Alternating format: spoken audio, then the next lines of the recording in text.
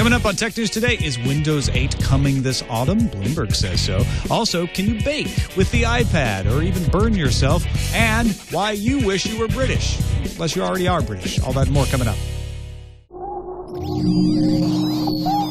Netcasts you love. From people you trust. This is TWiT. Bandwidth for Tech News Today is provided by Cachefly at CACHEFLY.com.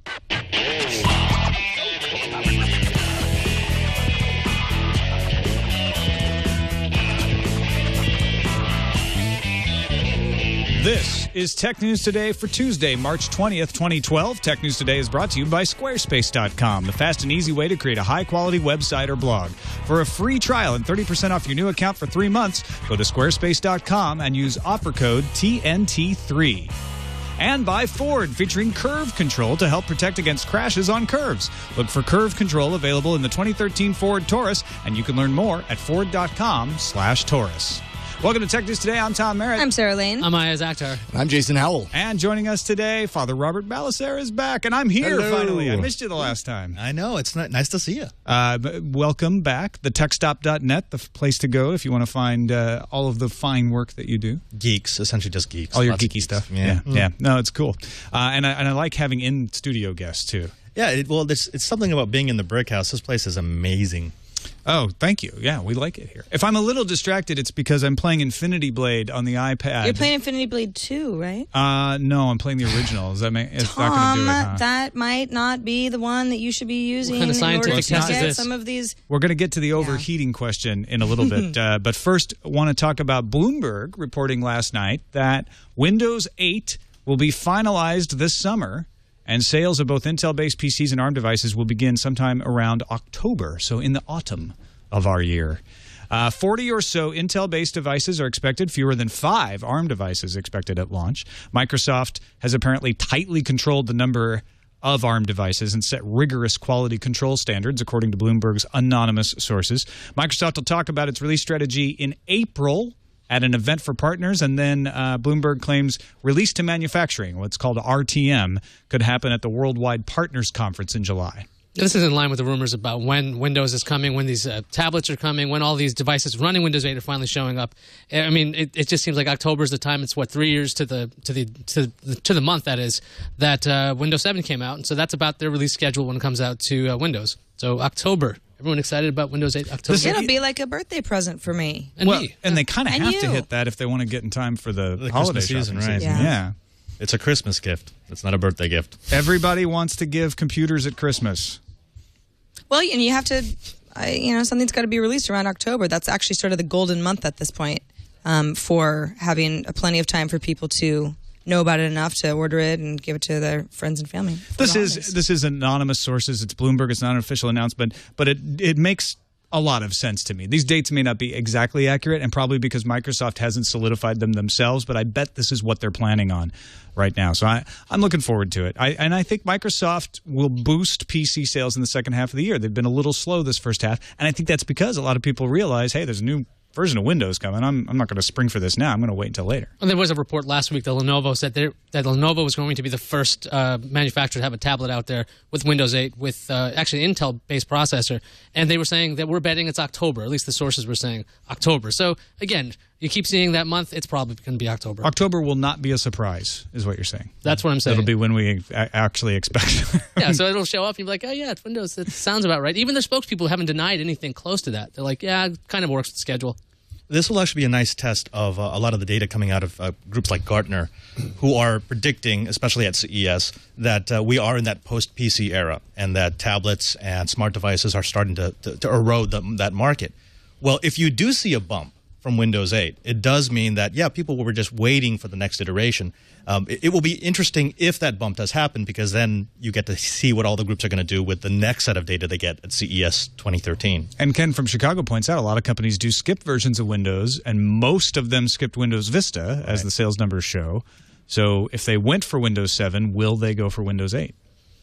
That's going to really depend on whether people are clamoring for tablets, or they want Ultrabooks, or they want what kind of thing, what kind of device will the IT departments push out there. The thing about Windows 8 on ARM is that it's so confusing that things don't really run right on it, that IT departments might just be hesitant. Windows 7 is really, really stable. So it's kind and of even Microsoft has told, as far as sending the message out to enterprise, don't wait for Windows 8. Get Windows 7 going. Get your people familiar with it. They're not trying to. They obviously want to keep the machine running as well. And the bigger the company, especially, the more people are familiar with Windows 7, and however much training had to go into it, the more the IT department doesn't need to upgrade right away. It'll be interesting to see what kind of bundling some of these companies do, what you see Acer and HP and Dell doing. If they'll really try to push that whole cross-platform, cross-device portability of Windows 8, will you see the Windows 8 tablet at the same time that you see the Windows 8 smartphone, that you see this Windows 8 PC and laptop? Because they could do something like that. They could say, here's your one operating system for the entire environment. Now, whether they will or if they'll use the old strategy of, okay, here's a PC, here's a desktop, here's a tablet, choose what you want, that remains to be seen. Did we see Mango in October last year? Is that right? I don't know offhand. But it seems like it was around Just that about, time. yeah. So it might be a nice yearly cycle for Microsoft. All right, with every new Apple product, there's always a gate these days. There's an antenna gate, or the screen turns yellow, or there's a light leakage. And All Things D has named this. What exactly? My iPad is too warm to the touch gate. Slightly warm to the touch, I think it was. Here's the deal. And this is something that at least 3 out of 4 of us, Father Robert, I don't know if you have an iPad, the new iPad yet, but the rest of us all have them. We've at least had a little time to play with them over the weekend. There are reports, varying reports on how hot they actually get, that the new iPad is hotter to the touch than the iPad 2 and certainly the first-gen iPad. I will say, I agree. Is it so hot that it hurts? No, not at all. In fact, if I'm holding in portrait mode and the home button's on the bottom, so it's not upside down, it's the lower left-hand corner that I find a little bit hotter than the rest of the iPad, but certainly nothing that would scorch skin or even really bother me. But it's there. Well, Dutch site tweakers.net ran GL benchmark for 5 minutes on both the iPad 2 and the new iPad. And it turns out the new iPad is 10 Fahrenheit degrees hotter. They based that on some infrared camera data. So the new iPad reached 33.6 degrees centigrade, which is 92.5 Fahrenheit, compared to 28.3 centigrade or 82.9 Fahrenheit with the iPad 2. Consumer Reports has jumped into this about midway through the day. They had originally told Bloomberg on television this morning, listen, it's too early for us to tell if this heat is going to affect our ultimate recommendation for the device, which Consumer Reports usually does for devices like this. But their preliminary test headline read, our test finds new iPad hits 116 degrees while running games. However, if you read through to the details of the article a little bit more, when unplugged, the back of the new iPad reaches temperatures as high as 113 degrees, they say. This is Fahrenheit. It was only when plugged in that it hit 116 degrees after running Infinity Blade 2 for 45 minutes. Now, I've been running Infinity Blade 1 started a quarter till, and it was downloading before About that. So good minutes. 25 minutes, maybe 35 if you count the download. First of all, I got the Don't Back Down achievement. Congratulations. Not using any good for blocking you, or dodging Tom. Good because for I you. wasn't paying attention. That's low-hanging fruit, Tom. It is getting warm down here, which is in portrait mode, It's the the bottom same. left. Yep. But it's not hot. Right. And I have to say, using this when I first started, I noticed that the back gets warm, and I'd never noticed it get warm before. But not burn warm, not cook something warm. Just warm, whereas my other iPad, the iPad 2, never got that way. Now, Boy Genius Report, everybody is reporting on this today, whether they think that the iPad's too hot or not. Boy Genius Report says that some of its readers have claimed they're getting the message, this iPad needs to cool down and then shuts off. They don't actually cite anything specifically, nor do they have pictures, or at least they haven't posted them. And Tom, you had told me before the show started that in at least one case, the person said, well, I was out in the sun. Yeah. And that's something that happens with the iPad. The iPad will tell you, hey, I'm overheating. I've got direct sunlight. Apple even warns, try not to use your iPad in direct sunlight over 95 degrees.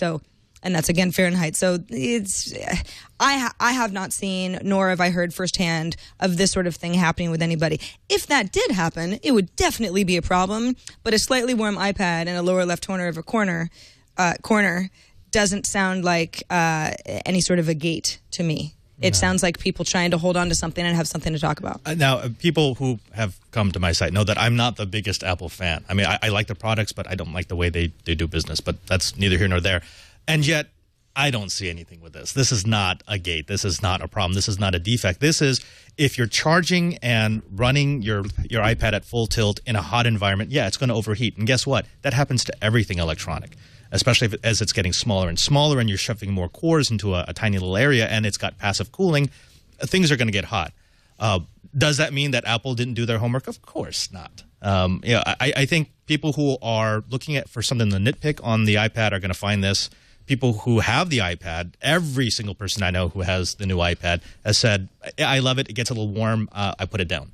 Yeah. In fact, Apple, via Trudy Muller in their PR department, gave a statement to All Things D, which says, the new iPad delivers a stunning Retina display, A5X chip, support for 4G LTE, plus 10 hours of battery life, all while operating within our thermal specifications. If customers have any concerns, they should contact AppleCare.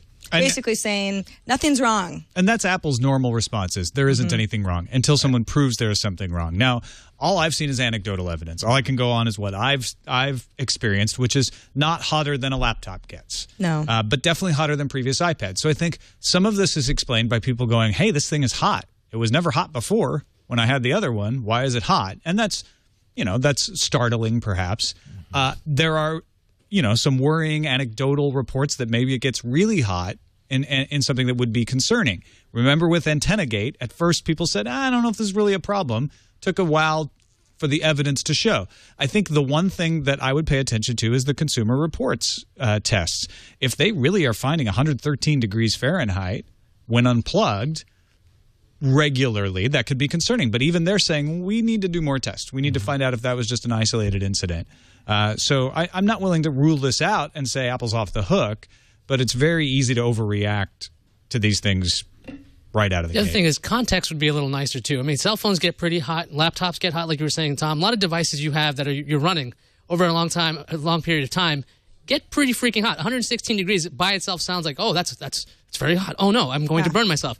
No, you won't burn yourself on 116 degrees. Well, that's also when it's plugged in, playing Infinity Blade 2 for almost an hour. That's probably not going to happen that often. I mean, the whole point of the iPad, you got to plug it in sometimes, especially with the new iPad, you have to plug it in for longer. But the idea is not that it's tethered most of the time. Yeah. And I have a Galaxy S2, and I got addicted to the great little war game. It's like a sim for battle, cartoonish behavior. I've actually shut down my S2 2 or 3 times. Just unplugged, just playing nothing but that game, running the battery all the way down, and getting a message saying the device needs to shut down to cool off. So if it's doing that, that's not a problem for me. That's the device doing what it should do, which is it's protecting itself. It's saying, yep, you've used me too much, I'm going to turn off, and then you can turn me back on later on. Now, if one of the devices were to burst into flames, yeah, okay, then we've got a problem. Some HP stockholders may be about to burst into flames over our next story, as a matter of fact. All Things D reporting that HP Imaging and Printing Group will move into the Personal Systems Group. That's the group they were going to sell before Meg Whitman took charge of HP. And HP Imaging and Printing Group is actually the cash cow. It makes the most of the money, mostly on selling you ink cartridges. According to this report, Vijay Joshi, longtime the executive vice president in charge of the printing group, will leave the company, and the combined group would report to Tom Bradley. Remember Tom Bradley, former Palm executive, who's now in charge of the Personal Systems Group. The IPG unit, while a cash cow, has seen its business decline in recent years. In its most recent quarter, sales fell off by 7% to $6.3 billion, while the unit's earnings from operations fell by 32%. Last quarter, HP attributed the decline to currency problems in Japan and the Thai flooding, so that very well may be. But I think what they're hoping is if they combine these groups, they can juice the sales of both by packaging up the computers that the Personal Systems Group sells to both enterprise and consumers with the printers that IPG sells to both consumers and enterprise. And on top of that, the fact that they're putting this together with the segment that was going to be spun out, it's kind of like saying, HP, we're keeping everything together. We're not going to spin things out. In fact, we're going to consolidate even further, take something that was really good and kind of cram it into that thing we were going to get rid of. So it's strong. Put the money where the money hole is. Yes. That's and then to fill the hole. Large money will plug the money hole. Good idea, bad idea, HP? Look, I mean, it's not that their computer division was really losing them that much money. It's just that they're razor-thin margins, and they haven't really had anything fresh. They haven't had a must-have product for years. When you look at the printer division, yeah, it makes them a lot of money, but it's sort of in the same way. I think the most innovative product that HP has come out with in printing has been those devices that can connect to the internet and maybe print straight from your phone, which is nice, but it's again not earth-shattering. The email printing. Yeah, I mean, okay, fine. It's interesting. It's fun. It's something that maybe I'll use once a year. By putting the two groups together, I think what they're hoping to do is to spark something new in both. I think that's really the only reason to put those two divisions together, and that's regardless of whether one was making money or more money than the other. This is, we need to get some of these people together into a room so that they'll say, hey, wouldn't it be nice if I did this to Y product and you did that to X product? Leveraging efficiencies across platforms, I believe is what very they call nice. it. Synergistic. Yeah. Yes. I think it means, hey, the market has slowed down and we had some natural disasters and we're probably going to cut some people and we need to consolidate two departments. Yep. I think you're That's both what right, it means. actually. That's the I sad think part. you're absolutely right. And I do think it's interesting that they're putting Tom Bradley in charge of the combined group instead of the guy who's been running the most profitable sector of their business. I'm not sure why that is, especially when Tom Bradley seemed like he might have one foot out the door. Maybe it's a way of making sure that they retain him and don't lose his services. Let's take a quick break and thank our sponsor, Squarespace.com, the fast and easy way to create a high-quality website or blog. We use it on Forecast. If I ever need to get into the Forecast website and publish the episode, which I do every week, I can do it very easily via app on my Android phone, on my iPad, on my iOS phone, and make a change. If there's a bad link, somebody's like, hey, Tom, you got the Forecast has got this broken link. On the go. Go in, edit that, I'm out. And Squarespace is doing the added benefit of handling all the reliability of the servers, all the templates for me. It lets me focus on the content, just getting the episodes up, getting the message out that you want to get out, and not worrying about all the other things that you don't want to worry about. If you like HTML and cascading style sheets, you've got the power to do it. You can go in there and tweak up to your level of comfort, and then let Squarespace take care of the rest. Make it look great. If you want to try it out, you don't have to take my word for it. You don't even have to use a credit card. Go to squarespace.com, sign up today. Import your blog. They give you data portability, so you can pull it right back out again if you want to.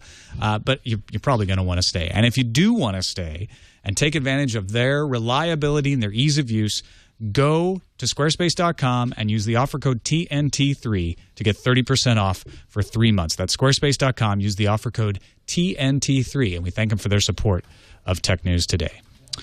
Onward into the tech news. New York Times cutting its free reads in half while saying that their subscriptions are up. Here's what they say. 454,000 subscriptions have been purchased for access to the New York Times and the International Herald Tribune, their international version, in the last year. They started the paywall last year around this time.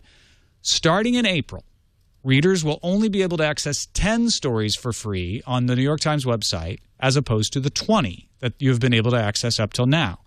However, they will still allow you to visit as many as you want if you're coming from Twitter or Facebook. And there's also a different program for users coming from Google. It's a little more limited than Twitter or Facebook, but both of them allow you to go over the 10-article limit. So they're trying to continue that balance of saying, look, we want people to organically come to us because we can sell ads on page views. But if you're going to stay on the New York Times site and read a lot of articles, we'd like you to subscribe. We'd like you to pay for a subscription. And essentially they're saying, hey, you know what? I think we don't need to give 20 stories away for free. I think 10 is enough. And I'll be honest, I haven't noticed their paywall because I don't spend a lot of time on the New York Times website, but I do go there. And when I go there, I've never hit the paywall.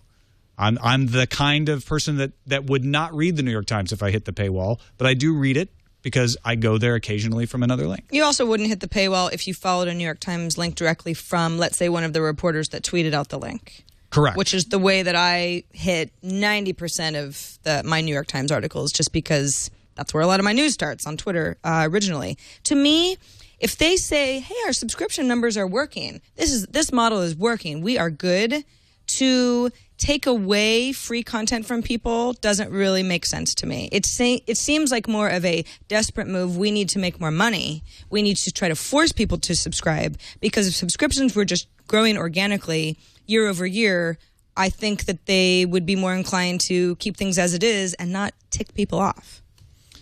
454,000 subscriptions sounds good until, as CNET points out, you note that after the first 3 months of the paywall, Times reported last year it had 281,000. So they've only added 200,000 subscribers over the past 9 months.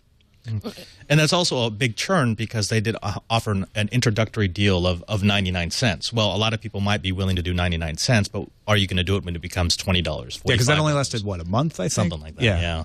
So you do lose a lot of those who were initially interested.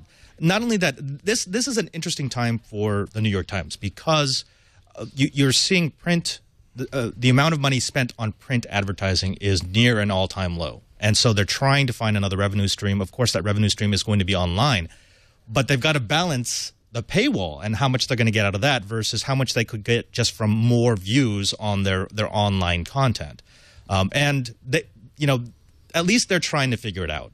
I'll give them kudos for that. I still think it's a messed up system. It's a horrible system. I think you make more money by giving your content away from free and just encouraging more views. But it is a business model that they're at least trying. Well, there was a study, what was it, yesterday, that people weren't getting that much content from Twitter anyway, or they weren't getting their news from 9% of people said they frequently got news from Twitter or Facebook. Perhaps the New York Times isn't too afraid of the way people will come there socially to lose out revenue that way. But the thing is, for the New York Times, they also charge for their content on tablet apps. So with that explosion going on, people, according to a Nielsen study, are willing to pay more for news, especially on a tablet. You got this device, you want some really good content out there. New York Times is pretty good for that kind of stuff. I think they're actually probably going to find that they're going to do well with this, because you're going to use your application. That's probably where people are going anyway to get their content, not necessarily going, yeah, I can work around this. The people who want to work around these kinds of limitations, people like me, we'll find a way around this all the time. So the thing is, they're not stopping certain people, but they're going to go, okay, well, you know what? If you really do love the Times, why not pay us some money? You're reading our content, and I think some people will support that. And you figure if somebody does come over from, let's say, Twitter, from some sort of a link, there's the article, it's good to go. And then if the New York Times is doing their job, then you see in the right-hand rail another article that you want to read. And then you end up spending a lot of time there. And after 10 articles, it would seem somewhat reasonable for them to say, you seem to really like this magazine, or this newspaper, maybe you'd like to support us regularly. And you're right, Robert. They are having financial difficulties at the New York Times. They just had to issue that huge golden parachute because they got rid of their CEO. But the bright spot is, in the last quarter of 2011, circulation revenue was up about 5%, driven by digital subscriptions. So digital is the one bright spot, while everything else is falling down around them. And the New York Times is one of the few people that can say that. Most newspapers aren't getting anything out of digital. Right. All right, the next story will make you wish you were Terpster, or at least lived in Britain. BBC iPlayer now available on the Xbox, comes to the Xbox and joins Channel 4, Channel 5, Netflix, and LoveFilm. Xbox was the last of the major consoles to get the BBC iPlayer. It's the one that most people wanted because it was the widest selling. So now, if you're living in the UK, you can get all the major channels that you would get through some kind of cable or pay TV service on your Xbox. You don't need an antenna, really. You can just use the Xbox. In the UK, they have that television tax, so they don't. These companies don't. Not this company. The government doesn't care because they're the television provider here. They don't care. They're getting the money anyway. What difference does it make? There's like no Aereo situation over in the UK, is there? Like, oh, I can't get it over the air. Who cares? You paid your tax. You can get it on the Xbox, get it on the PS3, the Wii, iPads. They own everything. Do you have to pay the tax whether or not you ever watch anything? Is it just something that everyone pays into? They have a TV detector van. They used to. I don't know if they still do. That would go around and try to tell if you had a television and catch you if you didn't pay the tax. But you have to kind of prove that you don't have a television. I see. I'm not sure. Actually, I'd be interested if you have an Xbox and a monitor but not a television. I bet you they still try to stick you for it. Well, because you're watching the content. Yeah, because you're watching the BBC. But then it gets a little bit more confusing as far as the government trying to figure out who's really watching TV. But and we're calling it a tax. There's some Brits in the chat room who are like dissed, who are like, it's not a tax, it's a license. It's a license fee. So we'll use the proper stand corrected, the license fee. As long as the license fee isn't, crippling me financially, this makes so much more sense. Boy, do I wish it was this easy here in the U.S. That's socialism, Sarah. If we all paid so you could watch TV, that's crazy. What would happen there? I guess when it comes to broadcast media, I'm a socialist. Wait a minute. You mean getting all the same channels across platforms, no matter what device you're using to watch them? Exactly. That's just crazy talk, Yeah, Sarah. no 8-day delay even. Socialism. This will cause piracy and all kinds of things. No, none of If it. you're looking for an open market solution to this, just a side note, Nielsen today announced that they're rolling out combined ratings across online and regular cable and broadcast television. That's not going to solve it right away, but that's the kind of step we need here in the U.S. However, in the U.K., I am a little jealous that they can get pretty much everything that's available over on their Xbox, on their Wii, on their PS3. So congratulations, Terpster.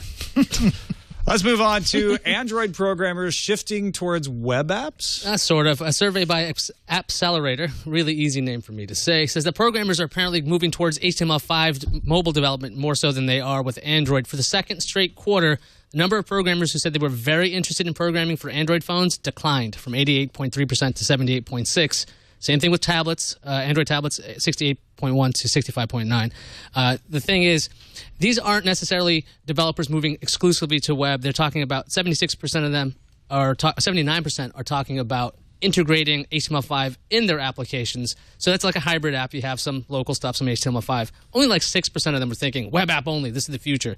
And the reason why, according to Mike King, the principal mobile strategist at Appcelerator, why people are moving away from Android, fragmentation. Because flat out, the developers don't want to figure out, okay, what kind of device this person is running, fragmentation of the platform, and there's a fragmentation of the monetization platform because there's lots of different ways to get paid. Do you get in-app payments? Do you get ads? Do you have premium versions? It's kind of a mess. And for those of you who want to kick iOS, they dropped from 91% to 89%. Developers are only 89% very interested in iPhone. Well, and it's curtains. It's for over. iOS. It's absolutely Just give it over. another month. I'm Closing sweating time. for them. At 88%, it's steady for iPad. And there's a chart somewhere you can see all the other players in the market. I think, where's the one with the big... You can figure them out. There's like... Is this the one you're talking about? No, the one below it. Yeah. The one with the... Here's the time... Over time, We're looking you can at see... graphs for those of you on the audio. Yeah, we're looking at graphs, and I think it was that... I'm going to kick them. I'm sorry. BlackBerry's just dropping. Nobody wants to down here at the that's bottom. them. So yeah, you can see that steep decline. I'm sure you can find the BlackBerry line. There it is. Wow. You went to all that trouble just to point out that BlackBerry is declining?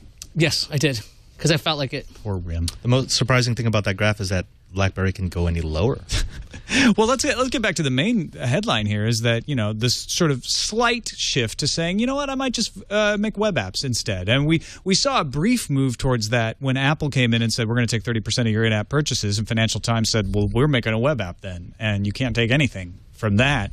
Jason, do you think this will end up being a trend for Android? Do you see this as the beginning of a movement, or is it just sort of an experiment where people are like, well, maybe there's more flexibility there, and then they'll end up coming back to the Google Play Store? That's a really good question. I think HTML5 just inherently kind of has a little bit of a lure to it because, and we were talking about this a little bit in prep, it kind of has this, I think there's a common conception that HTML5 works the same across multiple platforms even, not just in Android, but on Android and iPhone and anything else that's HTML5 compatible. Maybe that's not necessarily the case, but it can't be avoided. You can't, people want to say fragmentation versus choice on Android. The people that are on the choice side say, well, fragmentation isn't an issue. There's just a lot of choice out there. But from a developer's perspective, trying to make their apps work perfectly on all devices is only going to continue to get more and more difficult as more devices hit the market. And, they all have these different specs. So I don't know. I think that this is probably a sign of things to come. I don't know if that necessarily means that Android app development is going away. I just think they're trying to find better ways to develop, in this case, for Android, so that they aren't kind of pushing themselves out of compatibility later. And Scythe is shouting in the chat room. He's like, Appcelerator makes an HTML5 developer's environment, okay? So they it's have in their an best interest. interest to make you Sure. think that HTML5 is the way to go. So you want to take their words with a grain of salt. But I do think it's true, Appcelerator aside, that developers are curious about whether they could exist independent of the App Store. I just don't think HTML5 is at the point where they can yet. Right. Yeah, I'd agree with that. I would think as the years go on and HTML5 is actually supported better and better through all these. I mean, it's a standard. You're supposed to be able to go to any browser and you're supposed to be able to see the same thing. That doesn't mean that's what happens. But as the years go on, you're going to see a lot. I mean, even IE10 supports HTML5 really well compared to what it used to do. So, I mean, as the time goes on, I'm thinking more and more people will go towards HTML5 when there actually is a viable. Oh, look, it actually write once. Work everywhere. That's the kind of thing. You don't have to even worry about, okay, well, do I have to worry about iOS, have to worry about Android, or whatever new thing will come out? Yeah. You have a browser, it runs. That would be great. HTML5 is worse than 802.11n. It's just standing around pre-standard forever. Remember, it's not a standard yet. It has not been approved, so that's going to hurt it as well. Let's move on to the news fuse.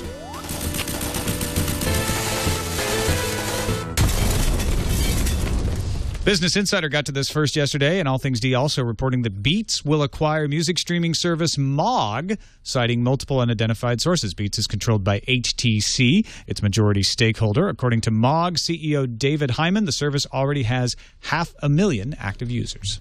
In an interview with Eurogamer, World of Warcraft senior producer John LeGrave said that WoW's decreasing subscription base certainly has to at least be attributable to Star Wars: The Old Republic. Now, Blizzard doesn't mention things like, competition taking a piece of their market lately. You could almost think of this as Apple saying something like, yeah, we're going to lose a lot of market share to Windows 8 tablets. Yeah, that's going to happen. Yeah. So WoW has over 10 million active players as of November 2011. Compare that to Star Wars: The Old Republic's 1.7 players as of February. Sprint Feed reports that Sprint could roll out a Windows Phone on its LTE network as early as this fall. Sprint Feed says that it can confirm that the device will be powered by a Qualcomm MSM 8960 Snapdragon, but couldn't nail down the OEM. They're guessing maybe Nokia. Stephen Elop has already confirmed that Nokia is building an LTE Windows Phone for AT&T, and that was back in January. AMD has decided that the future is the cloud. Because they're not Windows desktops. You hadn't heard that from anyone before. The company introduced its Opteron 3200 series of processors targeting servers for cloud computing and web hosting. Of course, everybody's riding this train. Of course, AMD is going to get on it. The 3200 series will range in clock speed from 2.7 gigahertz to 3.7 gigahertz, and AMD says it'll use 19% less power per core. It'll come in 4 or 8 core varieties. And I was not trying to imply that AMD has never strategized toward the cloud, but they're really cloudy on this one. That's all I'm saying. And when I said 1.7 before, I meant 1.7 million. Not less than 2 people. Star Wars: The Old Republic. Hotfile is currently in hot water with the MPAA, which claims the file-sharing site should be liable for copyright infringement. Well, here comes Google galloping up. The company filed an amicus brief with the court saying Hotfile should be within the DMCA safe harbor, which insulates service providers from the actions of their users as long as Hotfile removed infringing content when notified. Google's got quite a bit of experience with this sort of stuff, especially the DMCA, thanks to that little company called YouTube. You may have heard of it. They deal with this sort of thing. The MPAA has asked the court to reject the brief. Mozilla Chair Mitchell Baker and Mozilla CTO Brendan Eich are engaged in a public discussion about whether Mozilla should support H.264 via blog posts. The company hasn't supported the codec due to its lack of openness, and the codec is subject to patent royalty fees. However, both the chair and CTO agree that Mozilla must deal with the reality that H.264 is now a part of the mobile web, and Mozilla products like Boot2Gecko and Firefox need it to compete. The first quantum computer is up for sale, sort of. D-Wave has announced a quantum computing system called the D-Wave 1 is on sale. The D-Wave 1 will come equipped with a 128-qubit processor. Now, critics claim it's not a true quantum computer, but a normal processor that can do quantum annealing. And while it is described as commercially available, there's no price, and you'll have to contact D-Wave directly if you want to discuss ordering. But it is available. That's what they say. Okay. They say a lot, don't they? They sure do. Seagate announced it has reached 1 terabit per square inch, which should pave the way for even more gigantuan hard disks. The first generation of these drives will be 6 terabytes for 3.5-inch drives, 2 terabytes for 2.5-inch drives. Theoretically, it could lead to drives as large as 60 terabytes, 3.5 inches, or 20 terabytes, 2.5 inches. Seagate's we should see the first generation later this decade. So hold your breath. Okay, please don't die. Say farewell to the ad-free mobile Twitter experience. Twitter announced that you'll see ads from brands that you might not even follow in mobile apps. Companies will also be able to target your device. So if you're an Android device or an iOS device, you can see a special targeted ad for another promoted tweet. So yay. Special. Yay. Time for the randomizer. You're going blue, Tom. Ben Heck has a new creation, and I love pretty much everything Ben Heck ever does. This new one is a hands-free robotic luggage, nicknamed Doug. You can catch it on the latest episode of Ben Heck's show on Revision 3. It's an obedient wheeled suitcase of your very own that kind of acts a little like R2-D2. Theoretically, I love this thing. Okay, but the first couple of, I guess the first generations when you're walking around the airport with this, I could just imagine, maybe it's because it's me. Because it follows you around, right? They always Well, if it's a lot like R2-D2, then it would argue with you and go the other way half the time. Come on. Well, actually, but it usually is right, so it'll know where your gate is. Oh, that's a good point. I can't do this. I mean, I can imagine the trauma of watching the TSA just rip the guts out of my little R2-D2 baggage. Sorry. Just, little sad noise. So check it out if you want. It's on Ben Heck's latest Revision 3 show, and you got a good direct link in our show notes there if you want to take a look at it. But it'll follow you up to 20 feet away, and it'll speed up when you speed up, and then stop like a foot away from you. So you don't no more arm. What the agents always ask, like, has your bag been within your sight at all times? It's like, yes, it follows me around. Come on, clearly. It's always. I don't even need to put anything in this. It could just be like my little pet. Aw, yeah. Bringing my dog. Did you pack your bag yourself? I didn't pack it at all. It's just my friend. Yeah. It packed itself. This is Doug. He can go through the scanner. Meet Doug. Does Doug have an ID? You don't need an ID to fly. Libertarian. All right, let's take a quick break and thank our sponsor, Ford, featuring Curve Control. Curve Control is part of a suite of safety technologies on the 2013 Ford Taurus. It helps drivers maintain control of their vehicle if you happen to take a curve too quickly. Now, we're not saying you should, but sometimes it happens. You get surprised by a road that you're unfamiliar with. Here's how Curve Control works. It looks for potential problems by measuring how quickly the vehicle is turning, how quickly the driver is trying to turn it. It calculates the roll rate, the yaw rate, the lateral acceleration, the wheel speed, and the steering angle, runs these calculations 100 times every second, and if it finds a problem, it will rapidly reduce engine torque, apply four-wheel braking, and slow the vehicle up to 10 miles per hour in 1 second. And it works whether the pavement's dry or wet. So if it's raining and it says, this curve is a little dangerous, it's going to slow you down and help you retain control of your car. Curve Control helps protect while driving on curves, and it's one of several new driver-assisted technologies available in the 2013 Ford Taurus. You can learn more about Curve Control at ford.com/cars/Taurus. Hey, Sarah, what's on the calendar? Glad you asked that, Tom. Tomorrow is the 6th anniversary of Twitter. Yay. The very first tweet, Twitter co-founder Jack Dorsey sent the message which read, "Just setting up my Twitter." That was when the company was still spelled TWiTR. Thanks so much for changing it since then. 6 years. Microsoft is launching Windows Phone Tango in China tomorrow, March 21st.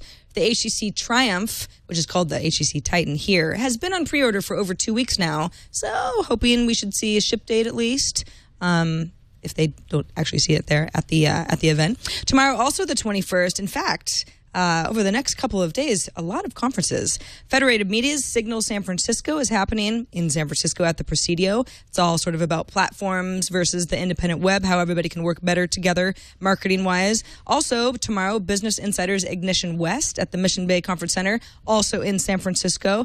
And over in New York City, on the 21st through the 22nd, GigaOM Structured Data Conference at Chelsea Piers. Finally, on April 4th, Sprint and HTC are showing off a new collaboration.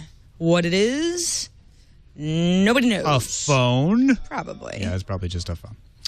Let's check what's incoming. Incoming message. Got an email from Steve in Chicago who says, I do agree that the transition between Metro IE and Desktop IE could be better. We were talking about this yesterday. But Steve says, I feel like someone should come to Microsoft's defense on some of the Windows 8 UI. Changing UI and or adding features presents the problems of having users getting used to a new setup. And he points out several cases. The camera features in iOS 5 and the pull-down notifications in Android. Neither one of them were immediately obvious. Now, iOS has changed now, so the camera has a button right next to the slide to unlock, but for a while it didn't, and you had to double tap. And he said it took him a long time to explain this to people. Also, the notifications on Android, you had to know where to go to get them to pull down. He had to explain it to people, and people were like really impressed when he showed them this stuff. So he says, the funny thing is, I don't own an iPhone and never have. I know these might not be apples-to-apples comparisons, and I'm not a Microsoft fanboy trying to poo-poo the other platforms. My point is, changing UI and adding new features doesn't seem to be easy. And with a little patience and a tech geek handy maybe, just maybe, things will work out. Really good point about double tapping. And I mean, I think you could come up, if we sat down and thought about it, a lot of instances where something was not necessarily intuitive the first time, but you only need to be shown it once, and then it's like you always knew it was there. And that might be the exact same case with Windows. It's actually a really good point about UI in general. I know a lot of people have said the Windows UI, Windows Phone, Windows Mobile, whatever, it doesn't feel right. Well, it doesn't feel right for about the first week, and then it feels completely natural. And that's pretty much the same for every device. But what I like about what Windows has been doing, Microsoft has been doing, is it's really different. I mean, you can't confuse iOS for Windows Mobile. And the same thing goes for their new browsers for Metro. That kind of difference is what makes the next generation of products better, not just copying what we know right now so that everyone never has to learn something new. I think the issue with the Metro IE and the desktop IE is less problematic for me than the issue with the start button. The start button isn't there unless you know where to look for it. So all of us who've been using Windows for a long time know, like, oh, that start button's supposed to be down in the bottom left. Maybe we will go take our mouse down there if we don't know it's supposed to show up there and hover over and find it and go, oh, there it is. But that's not good UI. To just have an essential feature. It's not a camera, it's not notifications, it's the start button that takes you to the main menu of all the programs on the machine is invisible, and you have to know where to look for it to find it. There's nothing natural about where to find it. I think that is a key issue in immediate usability, although having gotten used to it, now that I know it's there, it's pretty easy to use, it's pretty easy to find. I don't think it's horrible, but it is a bigger problem than the camera button or the notifications. I think that with the lack of the start orb or whatever they wanted to call that thing, I mean, it looks like that's really Microsoft's break away from the desktop. It's almost like, look, we know where we're going. It's going to be the tablets. It's going to be this kind of look. We're going to have tiles everywhere. This is something that you power users can still use. Here's the desktop for you guys. And you'll figure it out because you'll work through it again. But maybe in the future, they're saying, look, this is not where we're going to go. I mean, that's just like what happened with DOS. You could use DOS for a while and it's like, oh, it went away. Oh, I use Program Manager. It went away. That makes sense. Desktop could go away. I ran into a scenario where I was using IE and Metro, and I wanted to do something, and it said, would you like to transfer to desktop to do that? So I did, and transferred me to desktop, and then when I closed the browser, I was in desktop. If I was using this for the first time and all I knew was the Metro interface, I would have no idea how to get back to the Metro interface. On the tablets, there's going to be that home button kind of thing, the actual start button, so you can keep pressing it and you'll go back. Well, just and like you do have the Windows key on your keyboard, right, which will take you there too, but you have to know to press that. So you could look at this as Microsoft being a victim of its own success, because I still remember going into Windows 95 and starting that start button, and people thought, this is really weird. Why would I do that? Why wouldn't I just keep doing it the way I have? Well, now here we are all these years later, and people are saying, well, why would you get rid of the start button? That's stupid. Everyone knows the start button. Right. You need it doesn't have to be the start button. You do need a button, though. You need an obvious button. Yes. And Ken from Chicago points out they tell you about the button in the startup, but how many people sit there and dutifully watch the startup screen and read the tutorial? I think that's probably a small percentage. So, yeah, I do think it's silly to go to the start button to shut down, right? Because it's the opposite of starting. Well, we all do that now. I'm willing to leave. Yeah, we've gotten used to that exactly over the years. All right, that's it for this edition of Tech News Today. Don't forget, you can help us figure out what we cover every day by going to our subreddit, technewstoday.reddit.com, and either submitting stories or voting them up or down. We look at that all the time to figure out what stuff you're interested in hearing us talk about. And Father Robert Ballecer, great to have you on the show, as usual. Let folks know what's going on at the Tech Stop. Well, if you drop by the Tech Stop, you're going to be able to see some of the things that we've got coming down the pipeline. We've gotten requests for geeky stuff that's not necessarily the same as what we've been covering. So, yes, we've got phones, we've got a couple of laptops. We've also got things like industrial-strength shredders, which, oddly enough, was really popular, probably with the teens. I just would like to watch that in I know, action. just shove things in. Yeah. What's the craziest thing it can shred? Hard drives. Oh, Nice. That is industrial. No wonder it's popular. Yeah. Wow. And I'm not sure what else I could shred, but I'm probably not going to test it too much in my basement lab. Yeah. But drop by the Tech Stop at www.thetechstop.net. You'll be able to find that. You'll be able to find all the geeks in my family. You'll be able to find out what's going on in Padre's world. Excellent. Awesome. TheTechStop.net. Thanks, everybody, for watching or listening. You can find us on the web at twit.tv/TNT. You can email us, tnt@twit.tv, or give us a call. Leave us a message, 260-TNT-SHOW. Ryan Schraub from PC Perspective joins us tomorrow. We'll see you then.